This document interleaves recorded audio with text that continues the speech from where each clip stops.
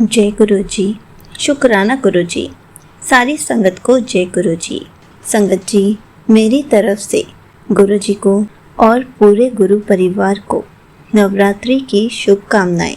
संगत जी, आज से नवरात्रि शुरू है और हम भी बहुत एक्साइटेड होते हैं। हम इस टाइम में माता रानी की पूजा करते हैं, लेकिन मन में बहुत कन्फ्यूजन होती है कि हम तो गुरु जी को मानते हैं, माता रानी की पूजा कैसे करें। तभी तो कहते हैं गुरु जी को अपने घर के मंदिर में स्थापित कीजिए, ताकि आप गुरु जी और माता रानी दोनों की पूजा एक साथ कर पाएंगे, उनको अपने घर बुला सकेंगे। संगत जी, अगर हम नवरात्रि में बड़े मंदिर दर्शन करने जाते हैं, तब भी कन्फ्यूजन में होते हैं कि हम प्रसाद खाएं या ना खाएं, क्योंकि हमारा फास्ट होता है और प्रसाद में प्याज और लहसुन होता है। संगत जी, अगर हम मंदिर जा रहे हैं तो हम प्रसाद का अनादर नहीं कर सकते। हमें खुशी खुशी बिना किसी कन्फ्यूजन के वो प्रसाद ग्रहण करना चाहिए। इसी पर एक आंटी जी का छोटा सा सत्संग सुनाती हूँ। जब गुरुजी फिजिकल फॉर्म में थे तो एक आंटी जी ने गुरुजी के पास जाकर पूछा कि गुरुजी, मेरे तो नवरात्रि के व्रत है, मैं लंगर प्रसाद कैसे खाऊं? माता रानी बुरा मान जाएंगी। तो गुरुजी ने मुस्कुराते हुए कहा, लंगर प्रसाद खा के जाएं। तो उसी टाइम आंटी जी ने गुरुजी से माफ़ी मांगी कि मुझसे ये लंगर प्रसाद नहीं खाया जाएगा। तो गुरुजी ने कहा, एक बार रसोई घर जाकर आ, लंगर प्रसाद कौन कौन बना रहा है देख कर तो आ जा। संगत जी, आंटी जी रसोई घर में गई।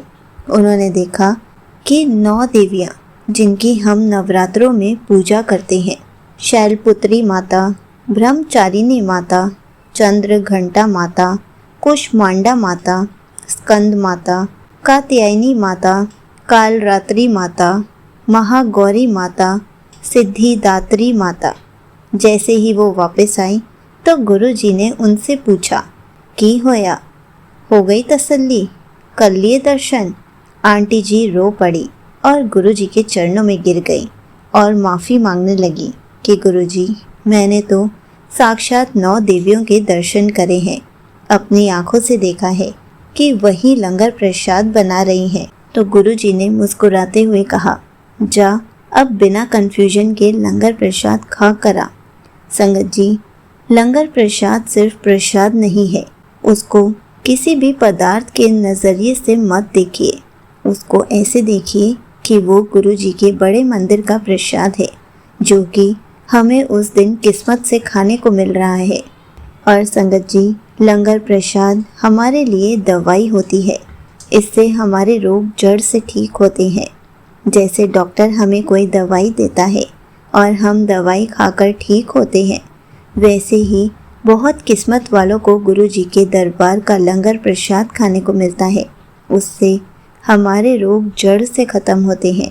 दवाई हमारे रोग को कुछ टाइम के लिए ठीक करती है, लेकिन गुरु जी का लंगर प्रसाद हमारे रोगों को जड़ से ख़त्म करती है।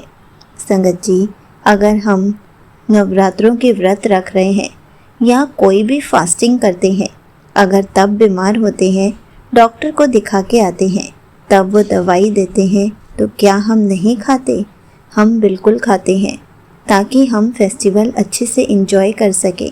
हम तब ये नहीं कहते कि हमारा फास्ट है, हम मेडिसिन नहीं खा सकते। ऐसे ही अगर हमने व्रत रखा है और हम अगर तब गुरु जी के दरबार गए हैं, तो हमें गुरु जी के लंगर प्रसाद का अनादर नहीं करना है, उसे छोड़ना नहीं है। बिना किसी कन्फ्यूजन के हमें लंगर प्रसाद खाकर ही आना है। संगत जी, हमें लंगर प्रसाद को कभी भी आधा नहीं छोड़ना चाहिए, उससे हमारी ब्लेसिंग्स भी हमें आधी ही मिलती हैं। हमें लंगर प्रसाद को पूरा ख़त्म करना चाहिए। आप ये सोचिए, कितने सारे गरीब लोग हैं जिनको खाना भी नसीब नहीं होता, और हमें तो गुरु जी के बड़े मंदिर का लंगर प्रसाद नसीब में मिल रहा है, तो हम उसका अनादर कैसे कर सकते हैं? हम अपनी ब्लेसिंग्स को कैसे छोड़ सकते हैं? हमें अपनी ब्लेसिंग्स को, अपने प्रसाद को पूरा ख़त्म करना चाहिए। ताकि गुरुजी हमें जो ब्लेसिंग्स देना चाहते हैं वो हमें पूरी मिले, आधी नहीं। संगत जी, अगर हम इस तरीके से सोचेंगे तो हमें अच्छे से समझ में आ जाएगा कि अगर हम बीमार हैं और डॉक्टर हमें मेडिसिन देते हैं और हम अगर वही मेडिसिन बीच में खाना बंद कर दें तो हमारी प्रॉब्लम भी, हमारी बीमारी भी आधी ही ठीक होती है, हम अच्छे से ठीक नहीं हो पाते। ऐसे ही अगर हम गुरु जी का दिया हुआ लंगर प्रसाद आधा खाएंगे तो हमें हमारी ब्लेसिंग्स भी अधूरी मिलेंगी। हमारे रोग जड़ से कैसे ख़त्म होंगे वो भी आधे अधूरे ही रह जाएंगे। इसलिए जब भी आपको ब्लेसिंग्स मिले, जब भी आपको लंगर प्रसाद खाने को मिले तो उसको प्रसाद समझकर पूरा ख़त्म कर दीजिए। कभी भी उसको आधा मत छोड़िए। और कभी भी नवरात्रों में गुरु जी के बड़े मंदिर किसी भी कन्फ्यूजन के साथ मत जाइए, खुशी खुशी जाइए, अच्छे से दर्शन करके आइए, गुरु जी का लंगर प्रसाद अच्छे से खाकर आइए। आपको कभी भी माइंड में कोई भी कन्फ्यूजन नहीं रखनी है, आपको बस खुशी खुशी जाना है और गुरु जी का शुक्राना करना है। जय गुरु जी, शुक्राना गुरु जी।